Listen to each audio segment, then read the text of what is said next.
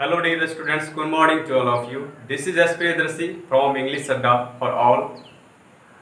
आज हम लोग ऐसे साहसिक, रोमांचक एवं रोचक स्टोरी के बारे में जानेंगे जिसे पढ़ने में हमें बहुत ही मजा आएगा। स्टूडेंट्स, पिछले वीडियो लेक्चर में मैंने आपको प्रोज सेक्शन से एक आर्टिस्ट के बारे में मैंने चर्चा की थी और वो मुझे बहुत आप लोगों का प्यार मिला और काफ़ी अच्छा लगा, काफ़ी लाइक्स किए आप लोगों ने, तो बहुत ही अच्छा था, वो अच्छा लगा। चलिए, तो आज हम लोग शुरुआत करते हैं इस स्टोरी की, शॉर्ट स्टोरी की, जो बहुत ही मज़ेदार होगी। ये जो आपके प्रोज सेक्शन से है, प्रोज सेक्शन लेसन 3। तो इसका नाम है आपका अ पिंच ऑफ स्नफ, जिसकी हिंदी होती है एक चुटकी सूंघनी। जैसे तंबाकू या कुछ ऐसे लोगों की आदत होती है तंबाकू रखने की या कुछ ऐसे नशीले पदार्थ रखने की जिसके वो अभ्यस्त होते हैं, और जैसे कोई सिगरेट रखते हैं, बीड़ी रखते हैं, तो उन्हें इस तरह की चीज़ों को रखने की, अपने साथ रखने की आदत होती है और थोड़े अंतराल के बाद वो लेते रहते हैं। चाहे वो तंबाकू खाए या सूंघनी ले, वो डिब्बी में, छोटे से डिब्बी में रखते हैं और वो सूंघ लेते हैं, जिससे उसका मन तरोताज़ा हो जाता है। वो एक्चुअली अभ्यस्त लोगों के लिए ये सब होता है, इसलिए इसका नाम है अ पिंच ऑफ स्नफ, एक चुटकी सूंघनी। चलिए, तो सबसे पहले मैं थोड़ी सी इस कहानी के बारे में बता दे रहा हूँ कि एक्चुअली हर एक समाज में, यानी हमारे समाज में कुछ ऐसे लोग भी होते हैं जो कम पढ़े लिखे होने के बावजूद भी अपनी बुद्धिमत्ता और हाजिर जवाबी से अपना काम निपटा लेते हैं, अपना काम निकाल लेते हैं। ऐसे ही व्यक्ति की आज हम चर्चा करेंगे। हालांकि ऐसे व्यक्ति के बारे में यह भी कहा जाता है कि वे किसी भी हद तक जाने को तैयार होते हैं।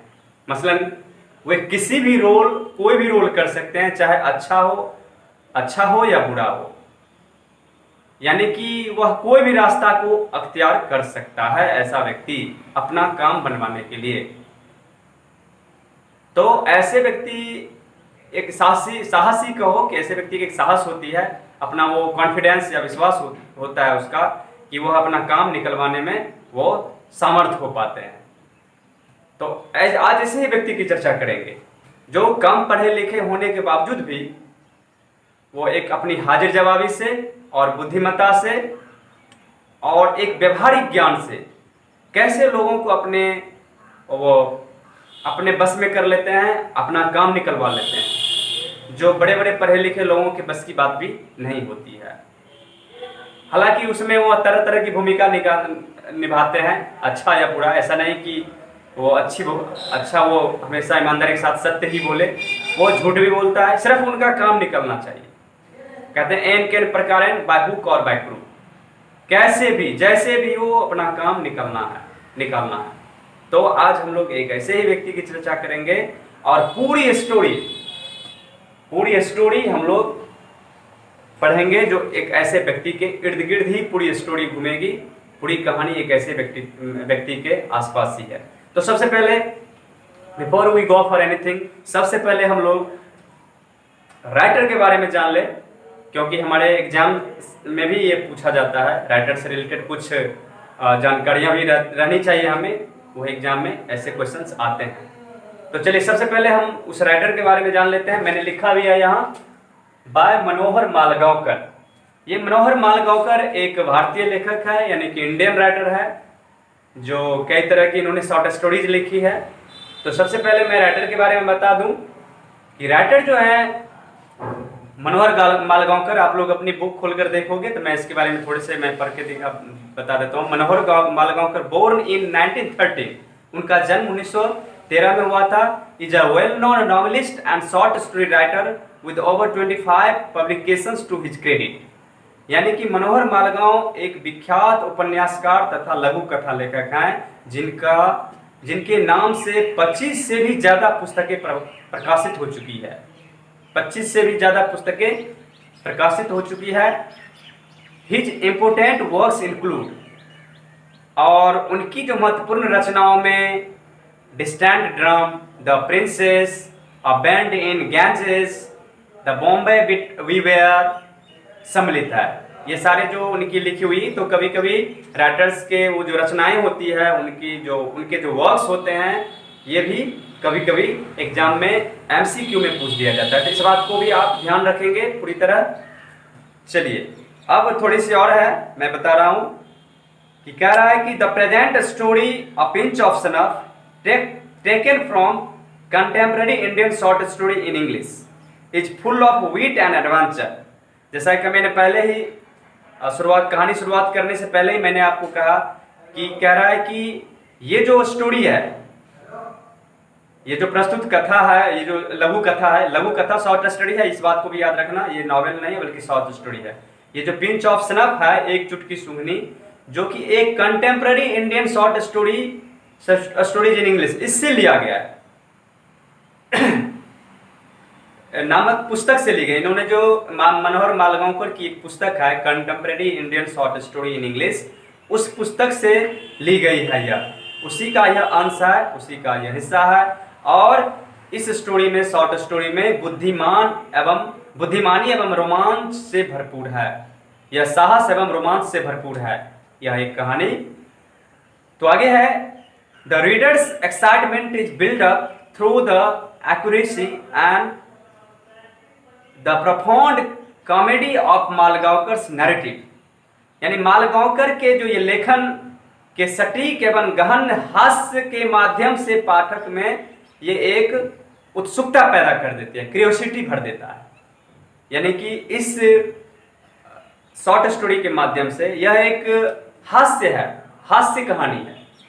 मतलब क्या, हंसी जिससे आ जाए, कॉमेडी जिसको कहते हैं, एक कॉमेडी है जिससे लोगों को एक हंसी भी आ जाए, पढ़ने के पश्चात में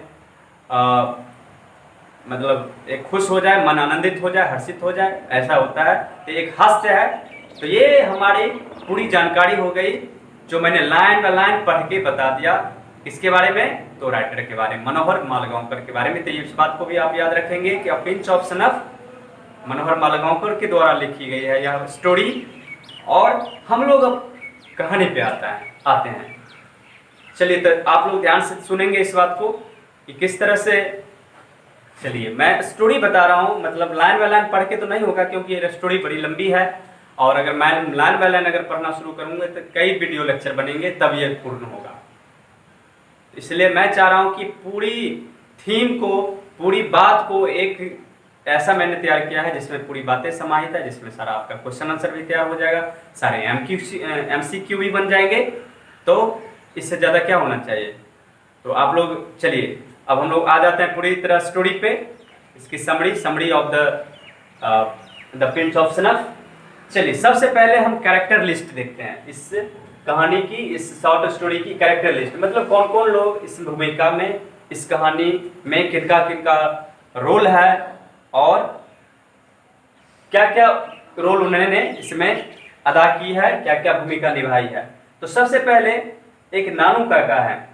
नानू काका दरअसल ये जो राइटर हैं, राइटर यानी लेखक, तो ये राइटर के ये मामा है, राइटर के ये मामा है, यानी कि मदर्स ब्रदर, मामा।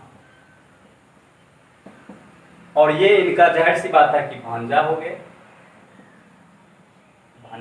ये मामा तो ये भांजा। चलिए, तो राइटर हो गए, राइटर के मामा हो गए नानू काका, तो जाहिर सी बात है कि राइटर हो गए भांजा। चलिए, उसमें एक सोहनलाल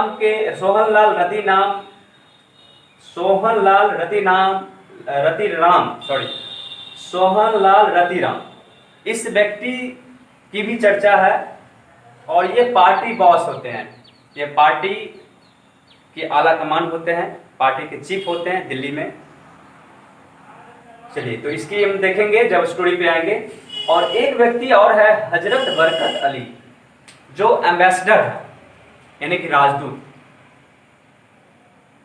तो जैसे कि राजदूत विभिन्न देशों में राजदूत होते हैं, उस देश को रिप्रेजेंट करते हैं, किसी भी कंट्री को रिप्रेजेंट करने वाले को राजदूत कहा जाता है, और हर एक देश का राजदूत अलग अलग देशों में होते हैं, नियुक्त किए जाते हैं। चलिए, तो ये हो गया हजरत बरकत अली, जो किस भूमिका में है, राजदूत की भूमिका में है। और लेखक की मैं बात बता दूं, खुद यानी मनोहर मालगांवकर, तो ये अवर सचिव हैं, अंडर सेक्रेटरी हैं, यानी कि प्रोबेशन में है, इनकी प्रोबेशन चल रही है। प्रोबेशन का मतलब हुआ कि प्रशिक्षण में ही है, ये प्रशिक्षण इनका चल रहा है पूरी तरह से।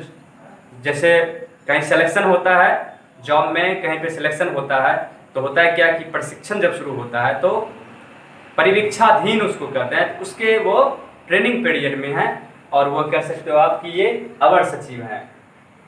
सचिव यानी कि सचिव से जो नीचे का पद होता है उसको अवर सचिव कहते हैं, अंडर सेक्रेटरी, राइट।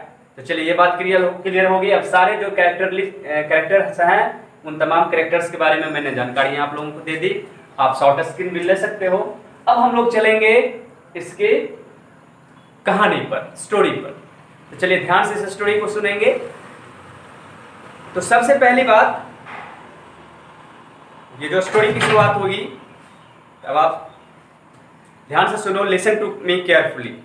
ये स्टोरी है क्या, बड़ा ही मजा आएगा। तो लेखक को लेखक यह जानकर परेशान है कि नानू काका उनके घर आ रहे हैं। नानू काका बोले तो उनके मामा जी, मैंने इसका परिचय पहले ही करवाया हुआ। तो लेखक को यह जानकर आश्चर्य हुआ, या परेशान है, वो आश्चर्य नहीं बल्कि वो परेशान है कि उनके मामा उनके घर आ रहे हैं। लेकिन उनकी माँ बहुत खुश है। अब आप देखोगे कि ऐसा अक्सर होता है कि कुछ खड़ूस मामा जी होते हैं जिनके नाम से बच्चे डर जाते हैं, और कुछ परेशान करने वाले मामा होते हैं जो जिससे बच्चे डरने लगते हैं। खासकर पढ़ाई लिखाई के बारे में बात करता है बच्चों के लिए, जब बचपना होता है, और ऐसे समय में मामा का ऐसा होता है कि मामा अपने भांजा को या भांजी को ऐसे क्वेश्चन करते रहते हैं जिससे बच्चे तंग आ जाए।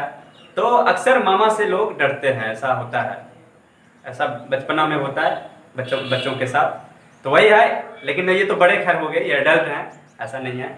फिर भी चूंकि उनकी एक ऐसी आदत है, तो उनकी आदत से, कुछ खास आदत से लेखक परेशान है। तो वो नहीं चाहते हैं कि मामा आए और उनके साथ सारा टाइम वेस्ट हो या कुछ ऐसा काम हो जाए, क्योंकि उनके मामा एक धूर्त व्यक्ति हैं। जैसे मैंने पहले ही कहा कि वो अपना काम किसी भी हद तक जा सकते हैं, वो अपना काम निकलवाने के लिए। और ये एक खास पद पर भी हैं, अंडर सेक्रेटरी हैं, तो एक पद पर हैं। तो इस व्यक्ति से जब कोई बड़े पद पर लोग होते हैं तो जाहिर सी बात है कि लोग उनका लाभ लेना चाहते हैं, उनके पद का नाजायज फायदा भी कभी कभी लोग उठाना चाहते हैं।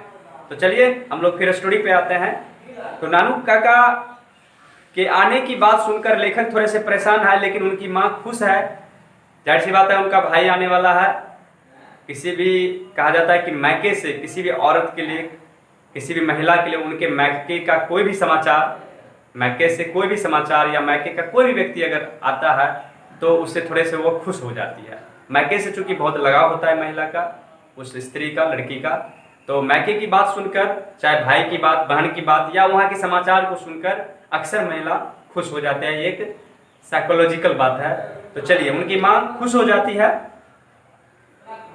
लेकिन वह लेखक को ये होता है कि अभी मामा जी प्लान ही बना रहे होंगे आने की, लेकिन उनकी माँ आश्वस्त कर देती है पूरी तरह, नहीं, उन्होंने तो गाड़ी भी पकड़ ली है, उन्होंने तो ट्रेन पकड़ ली है।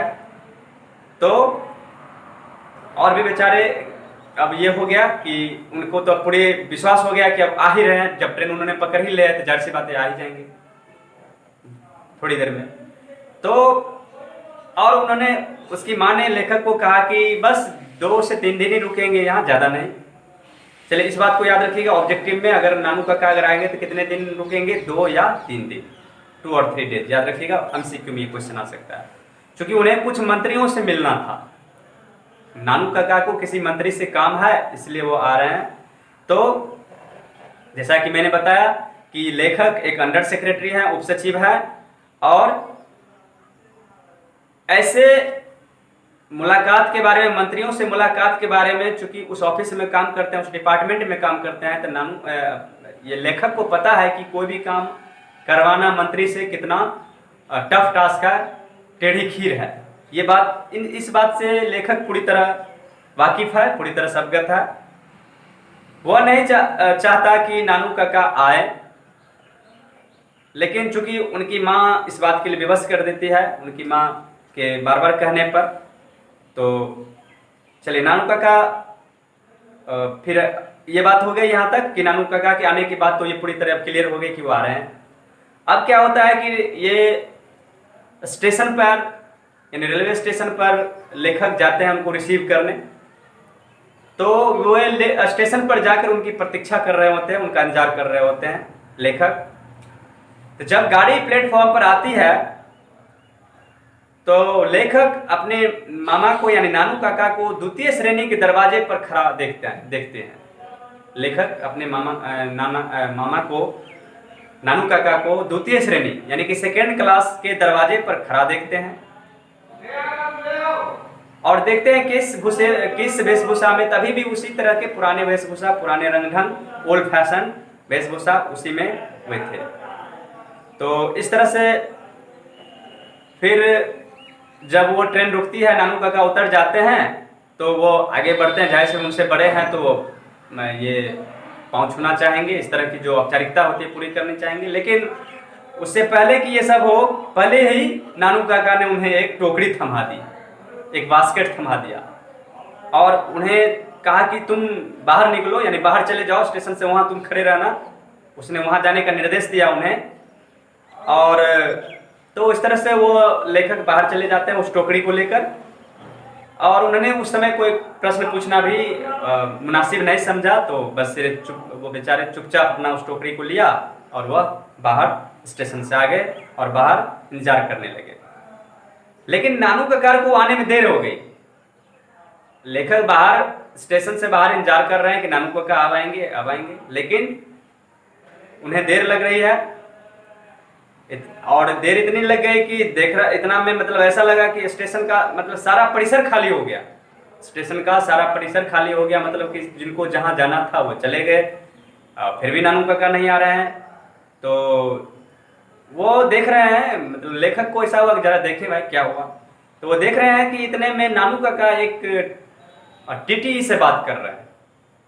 टीटी से बात करते हुए उनके कंधों पर हाथ रखते हुए बाहर की ओर प्रस्थान कर रहे हैं। वो भी उसी ओर आ रहे हैं, स्टेशन से बाहर निकल रहे हैं। किसके साथ?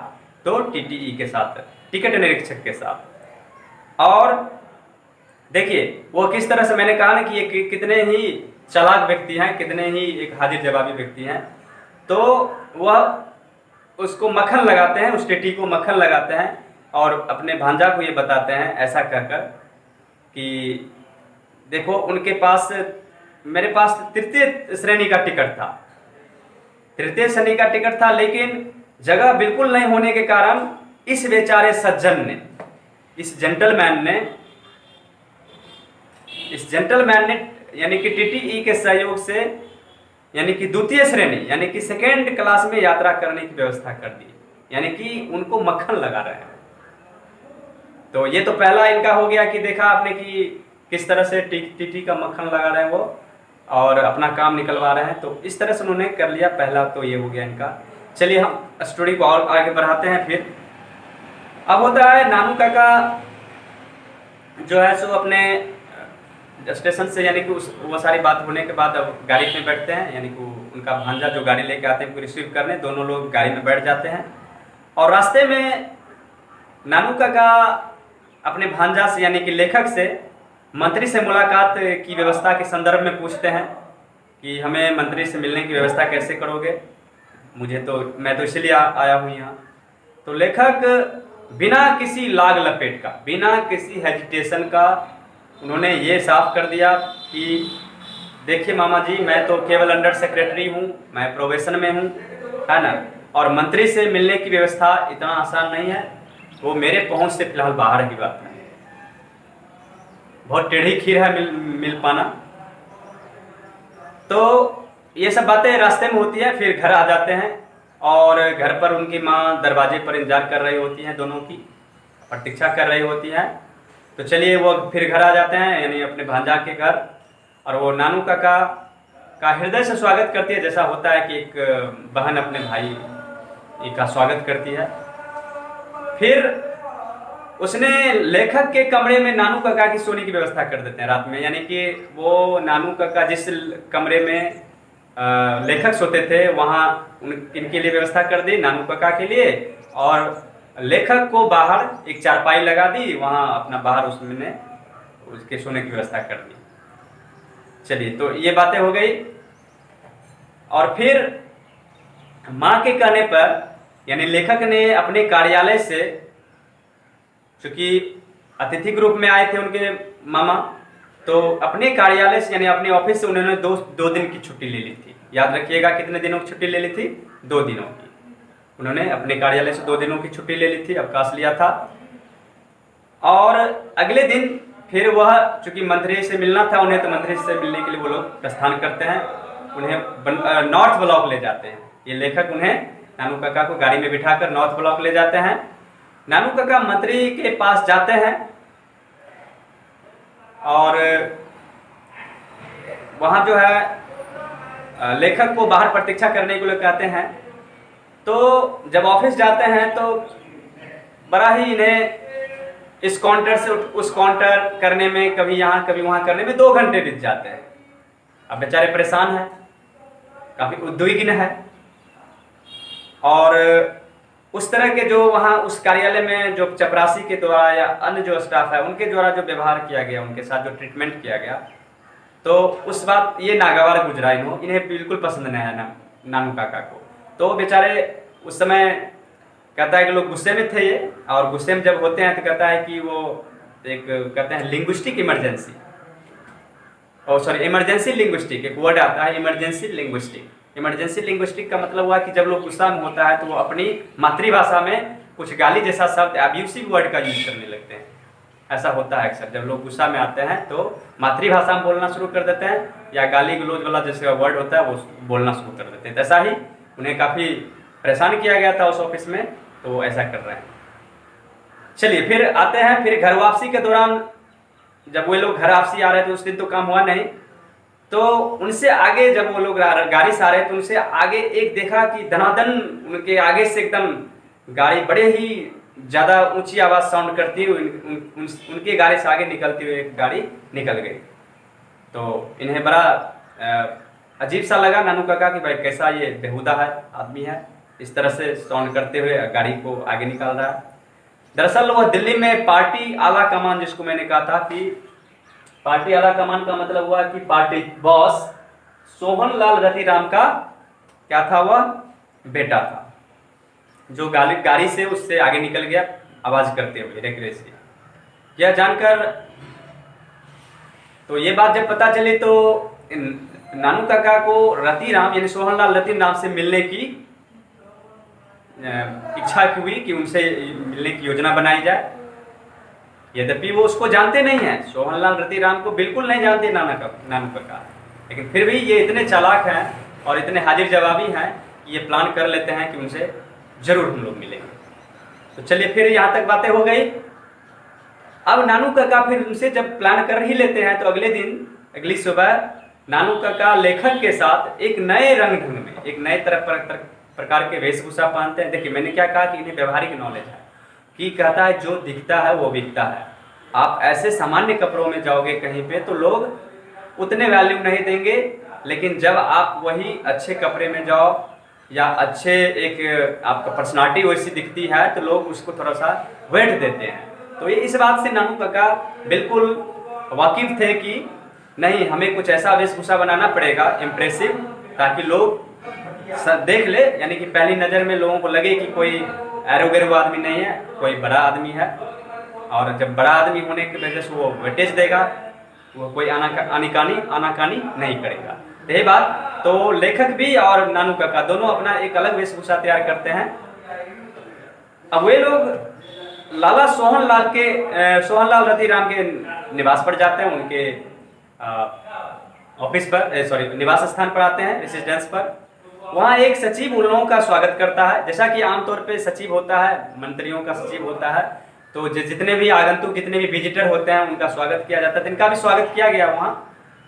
तो नानू काका सचिव को ये बतलाते हैं उस समय कि देखिए किस तरह से शो करते हैं, नानू काका किस तरह से बरबोलापन इनमें है शो करना, कि देखिए दिल्ली में हम लोग पुराने जमींदार के सम्मेलन के सिलसिले में आए थे, और चूंकि यहाँ आए थे दिल्ली में, जब दिल्ली आए हैं तो सोचा क्या इधर से मैं लाला जी से भी मिलकर जाऊं। तो सचिव बतलाता है ठीक है ये बात सही है, लेकिन मंत्री जी से मिलने के लिए आपको, लाला जी से मिलने के लिए आपको एक अपॉइंटमेंट लेना पड़ेगा। इस एक जो विजिटर बुक है इसमें आप अपना लिख दीजिए, अपॉइंटमेंट मिलेगा तभी तो आप मिल पाएंगे। ऐसा होता है, बड़े लोगों से मिलने के लिए ना अपॉइंटमेंट लेना पड़ता है। तो ऐसी बात उन्होंने कही सचिव ने, लाला जी की सचिव ने। तो ये बातें हो गई। अब क्या होता है कि वो कुछ भांप जाते हैं, क्योंकि मैंने कहा कि इनका दिमाग तेज है, तो वो अंदर से कुछ भांप जाते हैं, यानी कि सोहनलाल लाला जी यानी कि सोहनलाल रतिराम जो है वो अंदर ही हैं। और जैसे कुछ सिगार पीने की आवाज़ ऐसी कुछ आ रही है, उनके आवाज़ से ये भान हो गया, उनके आवाज़ से ये लग गया कि नहीं लाला जी अंदर ही हैं और ये इनके सेक्रेटरी ये बहाना बना रहे हैं। तो ऐसा होता है कि ये ऊंची आवाज़ में बोलते हैं। अब देखिए इस तरह की ये बहाना करते हैं ताकि वो लाला जी बाहर आ जाए, उन्हें लगा कि ये बहुत महत्वपूर्ण व्यक्ति है, इनसे मिलना जरूरी है। इस तरह से एक अपना बहाना बनाना चाहते हैं। तो ये ऐसा क्या होता है कि वो एक व्यक्ति की चर्चा करते हैं, ऊंची आवाज में बोलते हैं कि लाला जी उन्हें हजरत बरकत अली, ये मैंने जो लिखा है हजरत बरकत अली जो एक राजदूत है, तो वे उन ऐसी जोर से बोलते हैं बाहर ही ताकि वह अंदर जो लाला जी है वो सुन ले इनकी आवाज। तो वो ऐसा बोलते हैं ऊंची आवाज में कि लाला जी उन्हें हजरत बरकत अली के विषय में बातें करते सुन लेते हैं।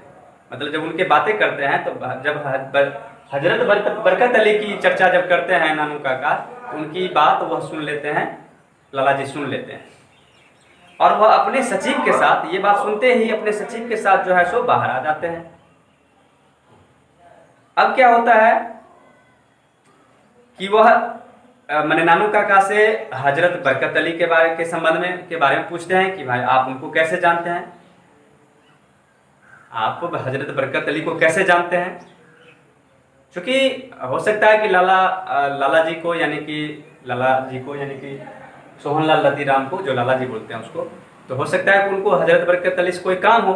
देखिए किस तरह से दिमाग लगाया कि इन्होंने ऐसे व्यक्ति की चर्चा की ताकि लगे कि मेरा काम उनसे होने वाला है और हो जाएगा। तो इसलिए बाहर निकलकर वो पूछते हैं कि आप कैसे जानते हैं हजरत बरकत अली के बारे में, आप आपका उनसे क्या संबंध है। तो देखिए कि किस तरह से फिर बताते हैं। तो नानू काका कहता है कि अरे हम लोग तो क्या, हम तो एक स्कूल में हम लोग एक लंगोटिया यार थे, हम लोग एक साथ पढ़ते लिखते थे। और वो जो है हजरत बरकत अली मुझे अपने बड़ा भाई के रूप में देखता था हमेशा। ऐसा कोई भी निर्णय मेरे बगैर वो ले ही नहीं पाता था, कोई भी बड़ा निर्णय मेरे राय के बगैर तो वो ले ही नहीं पाता था। तो अब देखिए कितनी बड़ी बात कह दी इन्होंने। और चूंकि लाला जी को कोई व्यक्तिगत काम था इसलिए वो इनसे इम्प्रेस्ड हो जाते हैं। अब क्या होता है कि देखिए वहां तुरंत ही चपरासी को बुलाकर मिठाई और पान के लिए ऑर्डर दे दिया जाता है कि मिठाई और पान से स्वागत किया जाता है नानू काका का, जहां पे कहीं मिलने की उम्मीद भी नहीं थी। अब देखो इस तरह से स्वागत उनका हो रहा है, मिठाई से स्वागत हो रही है और पान से स्वागत हो रहा है। तो इस तरह से, और चूंकि लाला जी को अपने पुत्र के लिए पुत्र का प्रमोशन दिलवाना था, तो चूंकि इन्हीं के जरिए हो पाता, हजरत बरकत अली के द्वारा ही हो पाता, तो व्यक्तिगत काम था। तो जाहिर सी बात है कि कोई किसी व्यक्ति का अपना काम होता है तो वो उसमें इंटरेस्ट दिखाना शुरू करते हैं। तो इसलिए उनके कृपा पात्र की जरूरत थी उनको। चलिए यहाँ तक बातें हो गई, अब हम थोड़ा आगे बढ़ते हैं। नानू काका कुछ पल रुकते हैं और फिर वही अपनी चांदी की डिब्बी से वो निकालते हैं, जैसा कि मैंने पिंच ऑफ स्नफ, वो सूंघनी निकालते हैं और थोड़ा सूंघ लेते हैं और अपने अंगोछे पर छींक मारते हुए वह कल्याण मंत्री का नाम लेते हैं, वेलफेयर मिनिस्टर का। लाला उनका नाम सुनकर जो है बिल्कुल उत्तेजित हो जाते हैं। जब तुरंत ही जो ही इन्होंने नानू काका ने कल्याण मंत्री का नाम लिया तो जो सोहन लाल रति नाम है ये उत्तेजित हो जाते हैं। और क्यों उत्तेजित हो जा सकते हैं, हो सकता है उनसे कोई अनबन हुआ हो या कोई ऐसी बात। तो आगे देख रहे हैं क्या, तो वे उत्तेजित होकर ये लाला जी उनसे कहते हैं वो एक नंबर का धोखेबाज है, वो कल्याण मंत्री जिसका आप नाम ले रहे हैं एक नंबर का धोखेबाज है, उसको मैंने टिकट दिलवाया और चुनाव में मदद की, उसे मंत्री बनाया और बदले में उन्हें क्या दिया, मुझे कुछ नहीं। यहां तक कि अपनी बेटी के साथ शादी, अपनी बेटी के साथ मेरे बेटे के प्रस्ताव, शादी के प्रस्ताव को उन्होंने ठुकरा दिया। उन्हें तो अपनी बेटी के लिए राजकुमार चाहिए। और इस तरह से वो बेचारा काफी उनसे खिन्न है, कल्याण मंत्री से वो काफी खिन्न है। तो स्वाभाविक है जो कोई भी व्यक्ति किसी से खिन्न हो, नाराज हो, तो उनकी चर्चा करते ही उन्हें वो आग बबूला उठता है। यही बात यहाँ हुई, आग लगाने का काम किया इन्होंने। तो नानू काका लाला जी से मदद करने का आश्वासन देते हैं कि भाई आप लाला जी टेंशन नहीं लीजिए, आप बिल्कुल इस बारे में सोचना ही नहीं है, ये सारा काम मैं आपको पूरा कर दूंगा, मैं हूं ना। तो वे कहते हैं कि वे पुराने हजरत बरकत अली को उसी दिन लिखेंगे, आप टेंशन नहीं लीजिए, मैं हजरत अली, वो तो मेरा यार है, लंगोटिया यार है, दोस्त है, छोटा भाई जैसे है, तो मैं तो आज ही लिखूंगा, मैं जाऊंगा तो आज ही उसको लिख दूंगा इस बात पर। उसके बाद वे लोग वहां से चल देते हैं। उस शाम जब वो घर पर आ जाते हैं, चलिए इतनी बातें तो हो गई, तो वो घर पर आ जाते हैं दोनों, मामा और भांजा। और उस दिन ऐसा होता है कि नानू काका बिल्कुल शांत दिखते हैं। अब चूंकि उनके मन में कोई न कोई ऐसी प्लान चल रही होगी, योजना चल रही होगी कि आगे दिन फिर क्या प्लान बनाया जाए। तो इस तरह से वो बिल्कुल शांत दिखते हैं और रात्रि में भोजन करके वो शीघ्र ही सोने के लिए चले जाते हैं।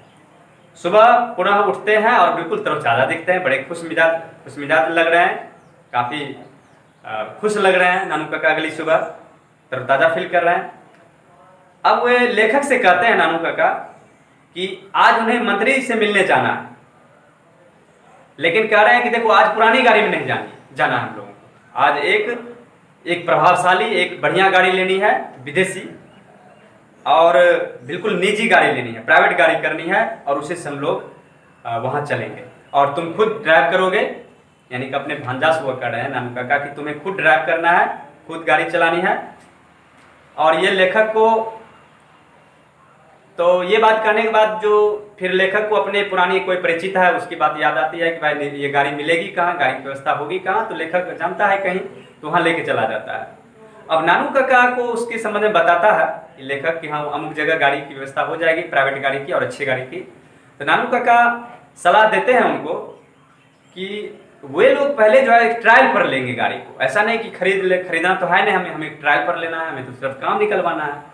अब देखिए यहाँ किस तरह की चाल चलते हैं ये, वो गाड़ी तो कोई भी व्यक्ति ऐसा देगा नहीं, लेकिन देखिए इस तरह से चाल चलते हैं ये, ऐसा ट्रिक्स अपनाते हैं कि वह गाड़ी भी उनको मिल जाती है और पैसे भी नहीं देने पड़ते हैं। तो देखिए मैं बता रहा हूँ कि कैसी चाल चलते हैं। नानू काका ने अपनी चेक बुक निकालते हैं वहाँ जहाँ पे वो गए थे, जिस गाड़ी के पास, गाड़ी वाले के पास, वहाँ एक चेक बुक निकालते हैं और 1000 रुपये का चेक भरते हैं उस चेक बुक पर, और उसको अच्छी तरह से मोड़ कर और अपने पुरानी कोट के अंदर के पॉकेट में डाल देते हैं। और वे लेखक को अपने धोबी को बुलाने को कहते हैं। जब लेखक धोबी को बुलाता है तो काका यानी नानू काका उससे वह कोट दे देते हैं और उसके अंदर जो वो चेक है 1000 रुपया का वो भरा हुआ, उसे लेकर वो बाहर चला जाता है। उससे बाहर ले आता है नानू काका, उसे कुछ समझा देता है, उसके कानून में कुछ कह देता है, समझा देता है सारी बातें कि कैसे तुम्हें करना है, क्या रोल प्ले करना है। तो उसके बाद नानू काका और लेखक एक कार में सवार होकर सिक्का ऑटो डीलर के पास पहुंच जाते हैं। याद रखिएगा कहाँ पहुंच जाते हैं, सिक्का ऑटो डीलर। ये ऑटो डीलर है जहाँ पे गाड़ी इन्हें लेनी थी, वहां पहुंच जाते हैं। अब वे लोग मुश्किल से उनके मैनेजर से बातचीत शुरू करते ही हैं कि इसी बीच जो है वह धोबी प्रवेश करता है, वह पुरानी कोट लेकर। नानू काका ने जो कोट दे रखी थी उनको, वह कोट लेकर पहुंचता है और वह धोबी दूसरी हाथ में वह चेक लिए ऐसे प्रदर्शन करते हुए पहुंचता है। वह कहता है कि नानू काका ने अपने कोट में ही वह चेक छोड़ दिया था। तो नानू काका वह चेक लेता है और मतलब इस तरह से करता है, वो चेक लेकर और उसकी पहले धोबी की प्रशंसा करता है कि वाह तुम कितने अच्छे आदमी हो और इतनी आजकल ऐसा आदमी मिलता कहाँ है। कि मतलब कि तुमने ये, ऐसा दूसरा आदमी होता तो वही चेक रख लेता और कुछ उसको कैश कर लेता, लेकिन तुम तो बहुत अच्छे आदमी निकले। अब क्या होता है कि बिल्कुल यहाँ धन का प्रदर्शन होता है, पैसे का प्रदर्शन, रुपये का प्रदर्शन। कैसे? तो अब देखिए, वह जो है फिर ये कहते हैं नानू काका, वो मैं भी कितना भुलक्कर हूँ यार, मैं भी कितना भुलक्कर हूँ, मुझे तो 1000-2000 रुपये की बात याद ही नहीं रहती है कि कहाँ छूट जाता है, कहाँ रह जाता है। मतलब वह सिक्का डॉलर के पास, सिक्का डीलर के पास, उस मैनेजर के पास ऐसे रुपये का प्रदर्शन करते हैं, शो करते हैं, ताकि उन्हें पता चले कि बहुत बड़े पैसे वाले हैं, धनासेठ हैं, ये तो निश्चित रूप से गाड़ी लेगा ही लेगा। तो ये हो गया रुपये का, यानी कि दौलत का प्रदर्शन, पैसे का प्रदर्शन, और इस तरह से उसे आसानी से गाड़ी मिल जाती है। स्वाभाविक है, देखिए पैसे का प्रभाव हर जगह दिखता है। कहीं पे भी अगर पैसे आपको लगे, लोगों को लग जाए कि आप बहुत पैसे वाले हो, तो आपका काम आसानी से, आपके काम का निपटारा हो जाता है। ये होता है, मनी है तो हनी है, सिक्का बोलता है, पैसा बोलता है हर जगह। चलिए फिर हम लोग आगे बढ़ते हैं। इसके बाद तो गाड़ी उन्हें मिल गई। अब वो गाड़ी को लेकर बड़े शान से, अब ज्योतिषी के भेष में थे दोनों आदमी। जो एक, पहले तो मैंने कहा कि पहले किस तरह का भेष अपनाया था, जमींदार का भेष अपनाया था। अब इन्होंने किस तरह का भेष अपनाया है, वेशभूषा, तो इनकी वेशभूषा है एक ज्योतिषी का, एस्ट्रोलॉजिस्ट का। तो अब जो है लेखक स्वयं एक जोधपुरी पोशाक में, वो भी यहाँ वे लोग मंत्री के आवास पर पहुंचते हैं, निवास पर। वहां जो जितने भी, जब आवास पर पहुंचते हैं तो वहां नौकरगण और मंत्री के सचिव फिर उनसे आने का कारण पूछते हैं कि भाई आप किस उद्देश्य से आए, क्या प्रयोजन है यहाँ आने का। तो नानू काका बिल्कुल अपने प्रयोजन के बारे में कुछ नहीं बताते हैं, सिर्फ वह एक विजिटर बुक की मांग करते हैं कि आप एक विजिटर बुक की मांग करते हैं। और उस विजिटर बुक में नानू काका ने सिर्फ अपना नाम लिखा, और उन्होंने लास्ट में नीचे उन्होंने एक बात लिखी, महाराजा निनौर का खानदानी ज्योतिषी, यानी hereditary astrologer to the maharaja of Ninaur. ये याद रखिएगा, मतलब अपना नाम लिखा और उस नीचे में लिख दिया महाराजा निनौर का खानदानी ज्योतिषी, इतनी बात लिखी। और अंत में उन्होंने अपना पता लिखा, और पता कहाँ का लिखा, अपने भांजा का पता लिखा, यानी लेखक का पता लिखा। और बड़े ही जल्दबाजी दिखा रहे थे, मैंने ऐसे दिखा रहे थे सबको कि भाई इतना कितना काम है इन्हें, कितने लोगों से मिलना है, कितने ये इम्प्रेसिव, इंपोर्टेंट, इन्फ्लुएंशियल आदमी है, इन्हें बहुत बड़े लोगों से मिलना होता है, तो काम बिल्कुल नहीं रहता है, बहुत बिजी लोग हैं। इस तरह से वो शो कर रहे थे, एक एक्टिंग कर रहे थे। और वह बिना विलंब किए हुए बिल्कुल कार में जाकर बैठ गए, और वो ऊंची आवाज में बोलने लगे। ऊंची आवाज वहीं से बोलते हैं कि मुझे महाराजा सुतकता के महल में ले चलो। किससे बोलते हैं? तो अपने लेखक को, ताकि वह अंदर जो वो मंत्री जी है वो उनकी आवाज सुन सके। अब उन्हें मुझे ये बात करें कि मुझे महाराजा सुतकता के महल में ले चलो, मुझे उन्हें सारी कुंडली वापस करनी है, क्योंकि मुझ पर उन्होंने विश्वास जो किया है, मतलब ऐसा शो कर रहे थे कि बहुत बड़े ज्योतिषी हैं, और उन्होंने बड़े लोगों का नाम लिया कि भाई इनकी पहुंच, ये बहुत बड़े ज्योतिष हैं, और बड़े बड़े लोगों तक इनकी पहुंच है, बड़े बड़े लोग इनके पास आते हैं, ये इतने पहुंचे हुए लोग हैं। तो जोर से बोलते हैं ताकि अंदर उनकी आवाज अंदर तक जाए। अब जो है वह जब अंदर तक आवाज चली गई, तो वो जो मंत्री है वह बाहर निकल कर देखते हैं, तब तक ये गाड़ी पर बैठकर चल देते हैं अपने निवास स्थान की ओर। देखते हैं कि कौन आदमी है, देखते हैं तो वो चल देते हैं। अब चूंकि वो पूरी बात उनकी सुन ली थी कि कहाँ जाना है, तो महाराज सुतकता के महल में जाना है। तो अब क्या होता है कि ये लोग वहां से प्रस्थान कर देते हैं और घर पर आकर चाय पीते हैं। दोनों आदमी चाय पीते हैं। इतने ही में देखते हैं क्या, ये लोग चाय पी ही रहे होते हैं, कितने में देखते हैं सामने से एक गाड़ी उनके घर के सामने रुकती है। उनके दरवाजे के सामने एक चमचमाती हुई गाड़ी रुकती है, और नानू काका हाथ जोड़े कल्याण मंत्री के स्वागत के लिए बाहर निकलते हैं, और उसे जो उनसे मिलने के लिए आए हैं। देखिए अब खुद ही मंत्री इनके घर तक आ गए नानू काका से मिलने। बताइए कितनी बड़ी चाल चली इन्होंने। और इस तरह से मंत्री से जो मुलाकात होनी थी, उन्होंने मुलाकात की, सारी बातें की। अब क्या बातें हुई वो तो उन्होंने किसी को भी नहीं पता। तो अंत में ये स्टोरी है जो किस तरह से, देखिए इतने बड़े, इतने इन्फ्लुएंशियल, प्रभावशाली लोगों से उन्होंने, नानू काका ने अपनी बुद्धि और हाजिर जवाबी और एक धूर्तता भी कह सकते हो, जिसकी वजह से इन्होंने अपना काम निकलवा लिया। तो अब जो है एक इस कहानी के अंत में ये होता है, लेखक को बिल्कुल इस बात का पता नहीं चलता है, बिल्कुल नहीं जान पाते लेखक कि आखिर नानू काका का काम क्या था। उनसे इस बात से बिल्कुल अभी भी अनभिज्ञ है, बिल्कुल उनमें एक जिज्ञासा और कौतूहलता बनी हुई है कि काम क्या था, कुछ नहीं जान पाए उनके भांजा। लेकिन उनको एक डर भी है कि अगर मंत्री जी को नानू काका के बारे में अगर पता चला कि इनकी तो बिल्कुल कोई औकात ही नहीं है और तो क्या होगा। लेकिन इस बात से भी आश्वस्त है लेखक, इस बात से भी बिल्कुल आश्वस्त है कि नानू काका एक ऐसे व्यक्ति हैं जो कोई भी काम करवा सकते हैं, कोई भी परिस्थिति को, सिचुएशन को हैंडल कर सकते हैं, मैनेज कर सकते हैं। लेकिन चलो भाई, मुझे क्या, जब ऐसी कभी बात होगी, जब इनके हकीकत के बारे में पता चलेगा तो मैं यहाँ थोड़े ना रहूंगा, मैं कहीं और रहूंगा। और मुझे तो भाई विश्वास है कि नानू काका इसमें माहिर आदमी है, माहिर खिलाड़ी हैं और बिल्कुल मैनेज कर लेंगे इस बात को। तो ये बातें हो गई यहाँ तक। तो प्यारे स्टूडेंट्स, ये जो पिंच ऑफ सनफ है, इस कहानी का यही समापन होता है। तो मुझे विश्वास है कि आप लोगों को ये बहुत मज़ा आया होगा सुनकर। और अगले दिन जो मैं एक नेक्स्ट वीडियो लेक्चर में मैं अब इसके जितने भी MCQ हैं और शॉर्ट आंसर टाइप है, इस वीडियो को लेकर आऊँगा। लेकिन एक बात आप लोग स्मरण रखें, मैं बार बार बोलता हूँ कि आप लोग ज़्यादा से ज़्यादा अगर लाइक अगर करते हो, अगर आपको पसंद आता है ये वीडियो लेक्चर, तो बिल्कुल लाइक्स जरूर करो। लाइक्स करना मस्ट है, क्योंकि भाई इतनी मेहनत मैं कर रहा हूँ आप लोगों के लिए, एक लाइक्स तो बनता ही है, इसलिए लाइक्स जरूर करो।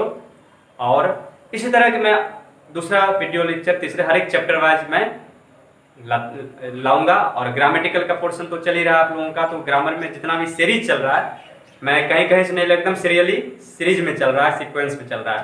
तो आप लोग सारे वीडियो लेक्चर को एक जगह करके और बार बार देखेंगे तो ग्रामर भी आपका अच्छा हो जाएगा। और आपका ये जो सिलेबस चल रहा है, यानी कि ये बुक, टेक्स्ट बुक का, ये भी सिलेबस आपका पूरा हो जाएगा। तो चलिए डियर स्टूडेंट्स, इसी with this word let us conclude this video lecture here, and thank you so much for watching this video lecture, and we shall meet again with our next video lecture with the next topic. Till then, just work hard, stay home, stay safe, stay healthy, stay happy, stay busy. Thank you so much.